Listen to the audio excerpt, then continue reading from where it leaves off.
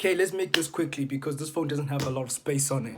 You know, Manchester's United 2, Man City 1, and the derby is officially over. Manchester is red. Can I just say, like, I don't know how we won that game. I'll be honest with you, I don't know how we won that game. I just want to address the elephant in the room about that goal that we scored under Bruno. I don't know what the rules of football anymore because I genuinely thought that was interference with play. In fact, I'm not gonna say that because I don't really care, you know, to be honest with you. I probably will regret saying that because come on the 4th of March when I play Liverpool or when I play someone else, something similar will happen against me and I'll be fuming saying, oh, it shouldn't have been a goal. And I'll think about the Manchester Derby when Bruno scored and that shouldn't have stood as a goal, but it did. And then we ended up winning the game, you know. But I will say, swivel on it. Swivel on it. It's a goal, okay? 2-1. I don't care if it's bad refereeing. We won the game. 2-1. I don't care. I don't know how we did it, but we did it, okay? We did it, yeah? We did it. Let me just say what I wanted to say. Okay, so that game, yeah, I will just say that game plan was really, really, really hard to watch in terms of if you don't watch football, you probably wouldn't understand what we were trying to do. Only like 30 minutes in the game, I realized that, yo, I need a drink, guys. Yo. I only realized that we weren't parking the bus, but we were just making City frustrated because in the first half, I thought, okay, we did well because we frustrated them.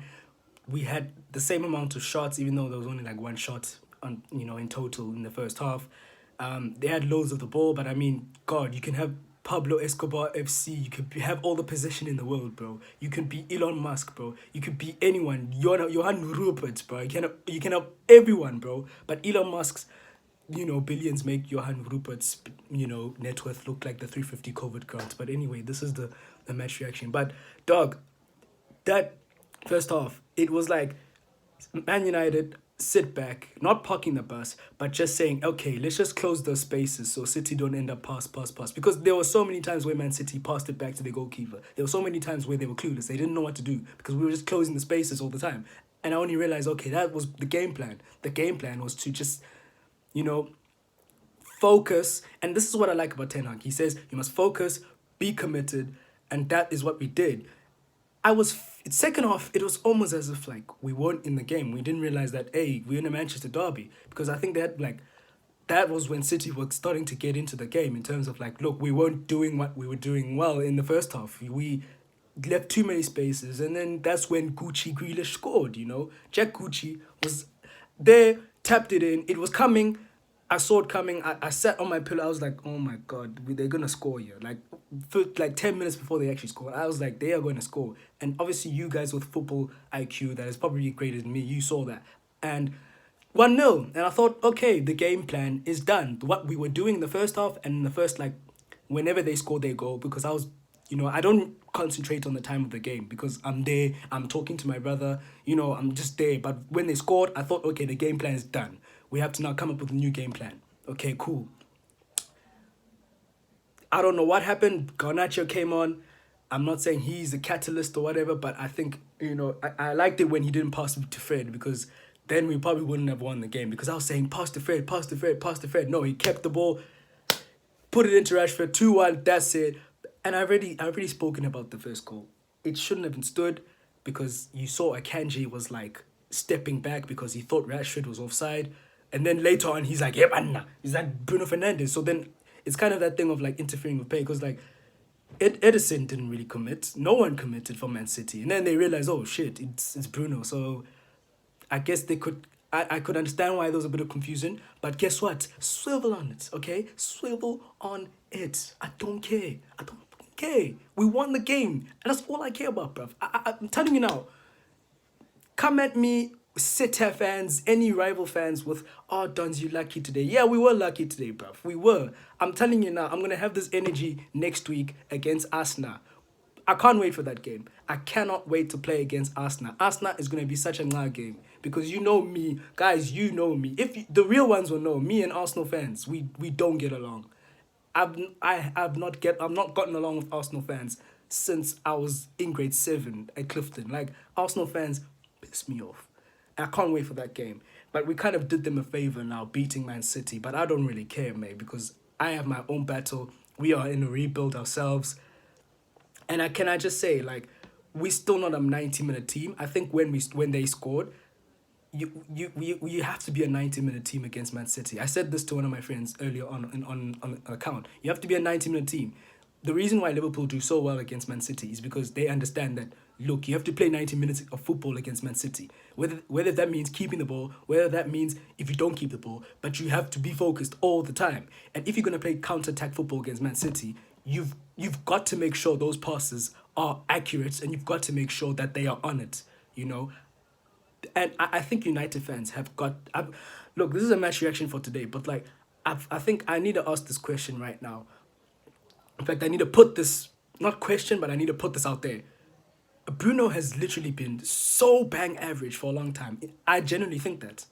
Look, he scored today. I'm happy for him. But like, guys, I think United fans, you need to actually say this to ourselves. Like, Bruno has been a tea bag inside a cup of boiling water that's literally been there for weeks, and there has no flavor anymore. You know, it's like chappies. You know, you chew the chappies, you know, the ting loses flavor, and then you throw the ting away. It's like that, you know. Bruno Fernandes has been average for a very long time, and no one wants to speak about that. I genuinely don't think he's as good as he is. My brother was saying that he's not really a number 10. He's more of a number 8, but hey, man, I just do not think Bruno is really that good, to be honest with you. And as for Rashford, the Rashford memes are gonna come out. I won't lie, as a United fan myself, they do piss me off quite a lot, because I genuinely think Rashford has been doing well this season, but I don't think he's that amazing to a point where now I hear he's better than Foden or Salah. I'm like, are you mad, guys? Like, are you being serious? You know, Rashford has not been playing well since the season when Liverpool won the league, and now all of a sudden he's playing well this season just because he's scoring a couple goals.